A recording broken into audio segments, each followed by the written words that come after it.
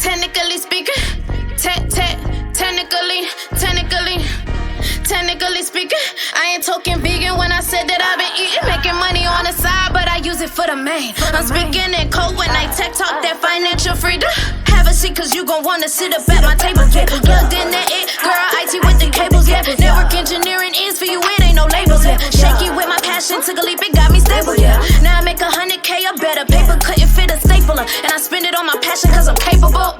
Technically speaking, now I'm really talking vegan when I said that I've been eating, I've been technically speaking. Technically speaking, China white. When I've been said I've been technically speaking, said I've been technically speaking, China white. Okay, so let's get started.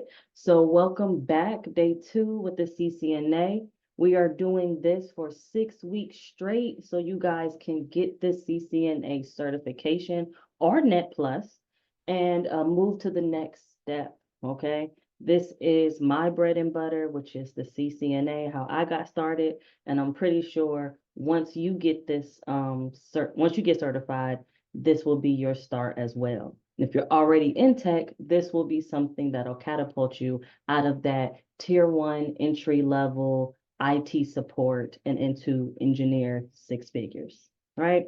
So yesterday we talked about network fundamentals. Today, well, we're in the section of network fundamentals, right? Section 1. Yesterday we talked about the components in a network. Okay, so we talked about routers, switches, firewalls, all that good jazz. Today, we're going to talk about network topology architectures, right? And again, we're going based off of these CCNA exam topics. So we're going to make sure that we are doing what they're asking. So with network components, they just want to explain the role and function of network components, okay? So it's not about, oh, at least in this section, we're not trying to configure network components. They just want you to know what is a router and what does a router do? What is a switch and what does a switch do, right? That's all that was about. So don't get, too deep into it. So today we're literally just describing characteristics of topologies. That's it. We're learning how to describe a topology. All right. Now, you're probably asking, what is a network topology? Let's go over here. And I want to kind of show you basically a little diagram of network topology types. So the term topology architecture refers to an overall view of a company's network, right? Their infrastructure. Now, topology and architecture are kind of like, different things, one and the same, but they are specifically different if you are talking about, one topology, one architect.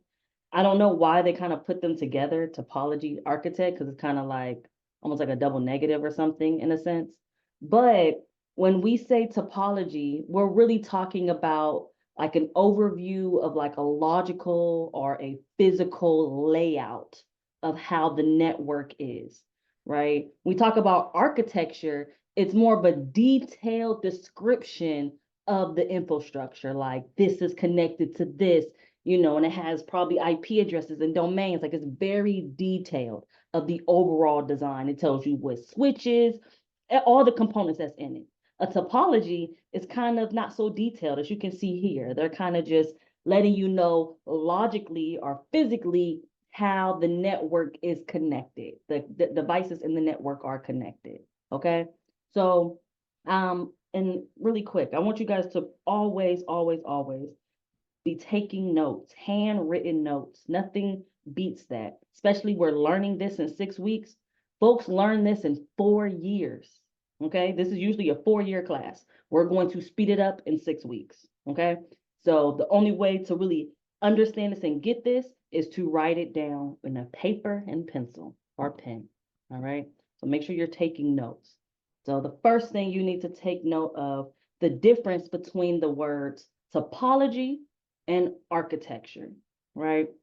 Topology is a logical and or physical layout of the network, right? And architecture is a detailed picture of the resources and the layers and the hardware devices in the network, right? So make sure you understand those different too. Now, just going into topology, because that's really because this is the entry level cert, CCNA. So that's really what we're going to deep dive in is topologies. Now, these topologies, there's about 7, there's more, but these are the most common. Okay. So one topology, we have like a bus. A bus topology is a straight line. So there would be a straight line of communication, maybe like a straight Ethernet cable, and each device connects to that one Ethernet cable. This can be a logical representation because devices actually may be in a circle, right? And they may connect to a central device that connects to this one line of communication, right? So logically, as engineers or logically, as we're looking at the network, we're saying, okay, well, the way this network is set up is, communication is one line of communication and everybody hooks onto it. Or it can be a physical layout, which means that there's literally a line, Ethernet, and they are literally, each device is connected physically to one line, right? So it can either be in a logical sense or a physical. Same with a ring topology. Everybody's connected to each other. A star topology, we have one central hub and everybody connects to that one central hub. We have a tree topology, where you have a root and everybody branches off. We have a point-to-point topology, which is one to another. A mesh topology, which everybody just connects to everybody. And we have a hybrid topology. This is more common, hybrid topologies, because it's a little bit of something, it's a little bit of everything, right? We got a little star, got a little tree, got a little bus, whatever, okay? They're all just, it's hybrid. It's one or two topologies put together, And these are the different types of topologies. Is it important to know every single type? It's good to know it. Will it be on the exam? Maybe, maybe not. I think it's great to be able to see a picture and be able to point it out and be like, okay, well, this could be a ring or a bus or a tree, It's not bad to know. I think, you don't have to necessarily write each one down, but definitely understand that a topology and an example of a topology, right? I think that'll help you more. Okay. Now, going back to our exam topics. Okay. So we had topology architectures. So we're going to discuss 2-tier of an architecture, right? 3-tier, spine leaf, WAN, SOHO, on-premise, and cloud. All right. So first things first, let me open this picture. Okay, I guess I could open it over here. Okay, so let's talk about 3-tier. So a 3-tier architecture. So again, architecture is a detailed, network description of the devices, the switches, what's connected. It's not just, just telling you this is what it could be, or this is just a logical or a physical what we're thinking. This is detail. These are the devices, okay? So in this architecture, 3-tier, divided into 3 tiers or 3 layers, as you can see, right? Now, yesterday we talked about some of these. Access layer. We talked about this, which is a switch. We even talked about this, which is a layer 3 switch, right? So you kind of see with these devices, and we talked about them, so they're not too foreign. Now let's talk about each layer. Now, the first layer, we like to start at the bottom. The first layer is access layer. We kind of can tell what that means. It's a layer that our end users will access the network, right? Because our end users need to get on the network, right? So the bottom layer is our access layer. It is where all our end devices connect to our network. okay?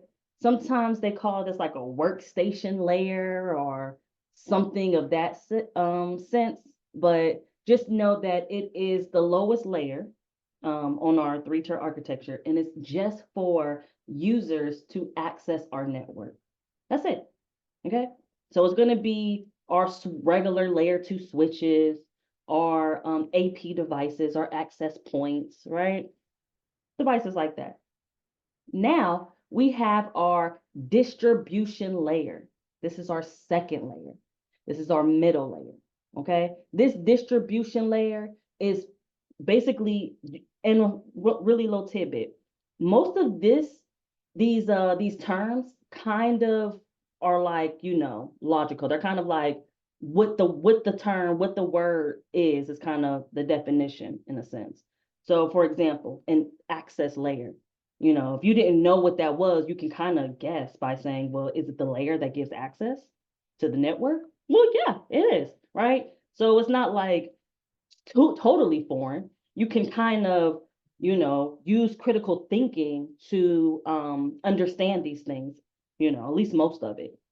Our distribution layer is the same thing. This is where our data gets distributed, okay? So we got different types of switches, mostly what we call our multi-layer switches, L3 switches, maybe some routers, maybe some, no, definitely not any L2 switches, but usually a routing device is in this layer, okay? So that's why they're depicting layer 3, or what we can say a multi-layer switch. Multi-layer is more than one layers. So we have layer 2 and layer 3. We talked about this with L3 switches, all right? Layer 3 switches, right? Okay, so a distribution, again, it's just distributing traffic, right? It's saying, hey, go here, hey, do this. I'm gonna block this. I'm gonna do some firewall capabilities, blocking that, blocking this. I'm distributing. You're telling me where to put this because again, these are devices. They come with some logic, but we as the engineers have to put the logic on these devices. No fret. We will talk about what logic we're gonna add to these devices later on in the course, but at least know now that on these devices, we're telling it what to do. Okay. And then it learns behavior off of what we tell it. Then our next layer is our core layer. This layer is basically like they say, like it's the backbone layer. Okay. And it's going to perform very fast data transport. Okay. It's all about being reliant and it's all about being what they call fault tolerant, right? So nothing should be happening. These devices in the core layer, again, they are some type of L3 device. So you wouldn't see an L2 device, a switch. You'll see an L3. Could be an L3 switch, but a router, something in that sort. But in this core layer, it's all about moving data or moving traffic as fast as possible. It don't have time to be filtering and doing all this crazy stuff, right? All it does is take the data, spew it somewhere really, really fast. And then the distribution layer says, oh, thank you for that data. Let me see, is this real data? Should I filter this data? Should I block this data? Should I accept this data? Where does it go? Do it go over here? Do it go over there? That's what the distribution for. And then once it knows where it's going to go, it sends it to the access layer. The access layer say, oh, thank you for that data. I know where to take it. This end user is connected to me. So they're going to get that chat. They're going to get that email. They're going to get whatever, whatever data we are trying to get. So I started off at the bottom, but the core layer is what you will kind of maybe probably think of it as the internet is at the top, right? Our cloud is at the top. And then the data comes through the cloud, right? The cloud, think of it as your internet service provider. Think of that as the cloud, right? So your internet service provider is sending you data because people are trying to reach you. The core layer is like, here, here, here. And the distribution layer is like, okay, I'll take it. Okay, who does this belong to? Okay, let me go ahead and take a look at it real quick because it's distribution. And then the access layer takes that and obviously gives it to the end. Okay, so core layer, remember, is all about fast, high speed data transmission. That should be in your notes. Three-tier architecture. core layer equals high-speed transportation of data, right? Distribution layer distributes traffic, right? Yeah, distributes traffic. That's what we're just gonna say. And then, under that number 3, access layer, right? It's where our end devices get access to our network. That should be your notes per se. Okay. All right. So we talked about 3-tier. Let's talk about 2-tier. Okay. Now this ain't 2-tier, I don't think. Do we have 2-tier? 2-tier is like collapse, but let me take a look. Let me try to 2-tier. Maybe topology. I think I spelled that wrong. Maybe some images of 2-tier. Oh, they have this as 2-tier, but it has a core, so we're not gonna say that's 2-tier because I want to get a real good depiction of 2-tier here. Hold on. Oh, here we go. 2-tier. Okay, so 2-tier architecture. What they call, we call it collapse core architecture. So as you can see, we just have an access layer and a collapse core and a core layer. This layer has the distribution and the cores put together. Now, for 3-tier, that's for like really like big companies, like, Fortune 500 companies, Fortune 400 companies. 2-tiers for your small and medium-sized business. They don't need all that, all those devices. They can do distribution and core on the same level, right? We're going to move data as fast as possible, and we're going to distribute it. We're going to filter it, permit it, block it, whatever needs to go, and send it down to our access layer. And then our users get that data, okay? You can look at it from starting with the users. Our users connect to the access layer, which connects to our collapse core layer, which is distribution and core put together. That's really all you should write in your notes. Is 2-tier is, equals collapse core, which is distribution layer and core layer combined together, right? That's really all that is. And this is so when you're looking at the network, you're troubleshooting the network, you're looking at the network, you can kind of understand what's happening and how the data flows, right? Like I said, a lot of it will come full circle as we start trying to configure things. But just make sure that in your notes, you're understanding how to describe a 2-tier and a 3-tier architecture. Okay. Now, I think let's go to spine leaf. Okay, so let's open up it in a new tab. Come over here. There we go. Spine leaf is what they call it. Spine leaf architecture. It's basically used for like data centers. So unless you are an engineer that works in a data center, I kind of work a little bit in the data center, not too much, but I still need to know at least what this architecture is and what it does. Okay, it has 2 layers for this. It is a spine and a leaf. Okay, so the spine of the layer is like the top layer. It's where all the intelligent devices go. All right, and then the leaf is the bottom layer. It's where all the you can say access switches are at, and every leaf is connected to every spine, right? So as you can kind of see, I think you can kind of see it in this diagram here, if it's not too blurry for you. You see this access device, this switch is connected to this spine. It has a connection to that spine. It has a connection to this 3rd spine. And it also has another connection to the 4th spine. Okay. And you can see the spines are all connected to each and every leaf. Okay. It's honestly just used for like low latency Low latency means that that data needs to get there right now. Okay, we don't have time for slow data, late data, right? Latency is like late data. We'll go more into latency when we get into quality of service, which will probably be a little later. But at least you can write down in your notes that spine architecture is really for data centers and having low latency with data, data that is high and available. Okay. And another thing to write in your notes is each leaf device is connected to each spine device. Okay. Spine devices right here, the spine layer is the top layer and it's for very intelligent devices. These leaves are just like access layer devices, okay? Just for us to get access to the network.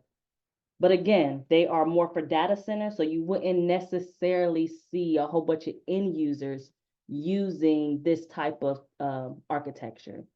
You probably wouldn't see it too much in like your day to day. Like I said, unless you are, working in a data center, then you probably wouldn't see it too much. All right. So next type of architecture is not my Zoom ended in 10 minutes. I'm probably gonna have to restart. But anyway, SOHO network. What is SOHO? SOHO. SOHO means small office, home office network. Okay, so it is exactly what it means. It means a small office, more like a home office. It has one router, one switch. The firewall is actually built into the router because a router has firewall capabilities. So since it's a small office, home office, we don't need a separate firewall device. The router can do all of that. Okay. And then you got your laptop, you got a printer, you probably got your workstation, you and your business partner. And you guys probably got some fat old wireless modem or something. And then it connects us. Let's say you have a little business meeting and your guests can have, it's a little meeting. So you probably have like one guest or two guests and they can connect to it, right? So it's exactly what it is. SOHO, small office, home office network. They say describe the characteristics. It just a network with, one device, right? One device each. We got one switch, one router. The router does firewall. That's it. We don't need all of this 2-tier, 5-tier, you know what I'm saying? We don't need all that. So describe those characteristics. Usually just using a single device, right? A small switch, a router, printer. That's really it. It's really nothing that much to SOHO network. We're probably all on a SOHO network if we think about it. Okay, so let's go over to the next architecture because we're just describing the characteristics.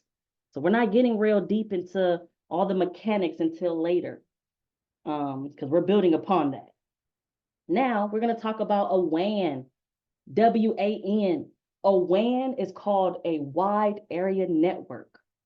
A WAN is nothing but a bunch of LANs put together, right? Before I even talk about LANs, when you think of WAN, when you see WAN, wide area network, think of like the cloud, the internet, right? Think of everybody together makes the WAN, okay? Now, there's different types of WAN, right? So you probably have a WAN regionally, right? WAN in your state, in your city, in your town. And then also could be in your country, right?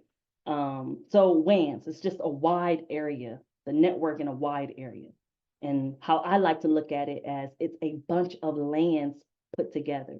What is a LAN, right? LAN. A LAN is a local area network. It is what it sounds like. It is local. So my SOHO is a LAN. When I go to school and on the university campus, that is a LAN. When I go to work in that one office building, that is a LAN. When I go to Starbucks and use their Wi-Fi, that is a LAN. Okay. But if we decide to put Starbucks, my office, my home, and my university all together, that is called a WAN. Okay? So you see, LAN, WAN, no worries. We'll start talking more and more about LAN and WANs. But what you need to know is WAN equals wide area network. Okay? And it is basically connecting a bunch of LANs together. All right. As you can see here, you got access, you got LANs. That's really all. It's it's really just a a I like to explain stuff that is easy for me to remember instead of like the book way. So think of a WAN as a bunch of LANs. Okay, we're not gonna get too crazy into that because we're just describing. All right. Um, let me see. What was the next? We did Soho. Oh, on-prem and cloud. Let me get a look of on-prem and cloud. Maybe. I don't know if I can get maybe something like this, because these are good. Okay. So on-prem and cloud. On-prem means on-premise.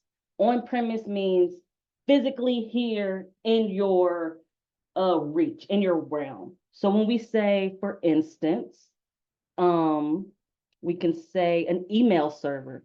Your email server, what serves your emails, holds your emails, right, for the company, can be on-prem. It can be an actual physical server that's sitting in a closet in the office at the data center, but it's physically here for us to touch and move around. That's on-prem.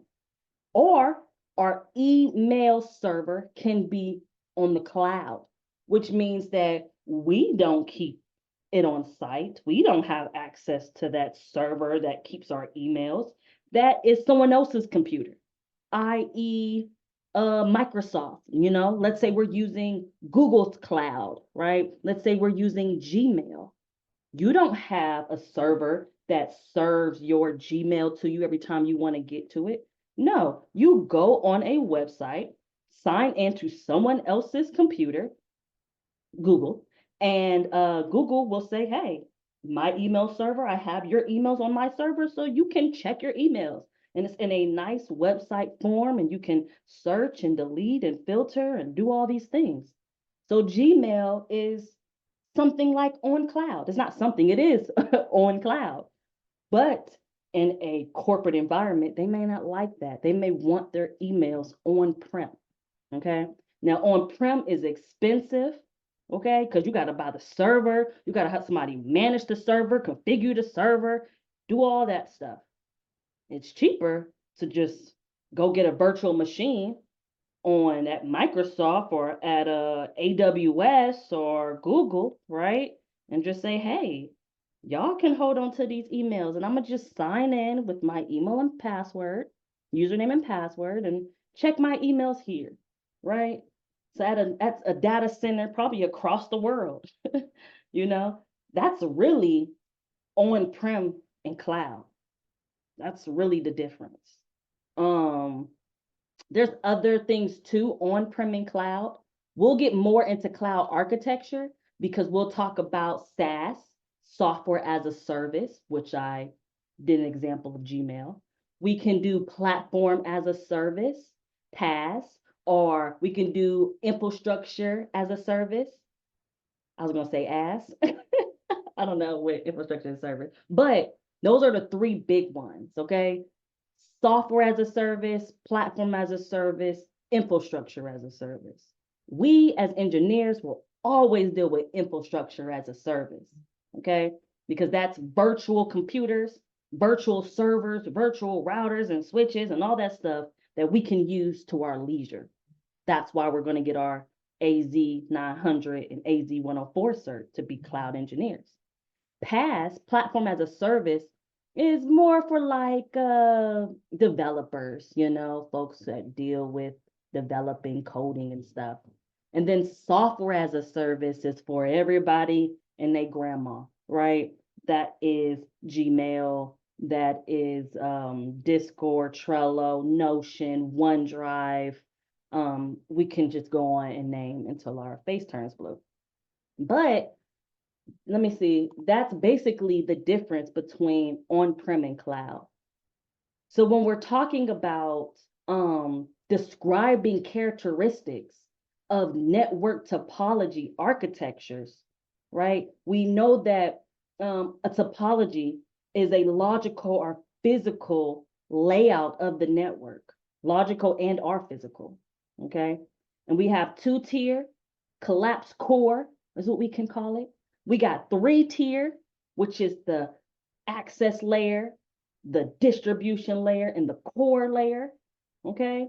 We got spine leaf, really for data centers, and that's where the leaf connects to every spine. The leaves are access layers, and the spine, you can look at it as collapsed core, okay? And then we have our WAN, wide area network, just a bunch of LANs together. And then we have our small office, home office, we call SOHO. Very small, just need a router switch, that's really it. And then our on-premise and cloud. On-premise means it's here, we can touch it, we can press on and off the buttons, configure it. We got to manage all that maintenance. Cloud means no worries, it's on someone else's computer, right? That's where we got the AWS, the Microsoft, and the Google.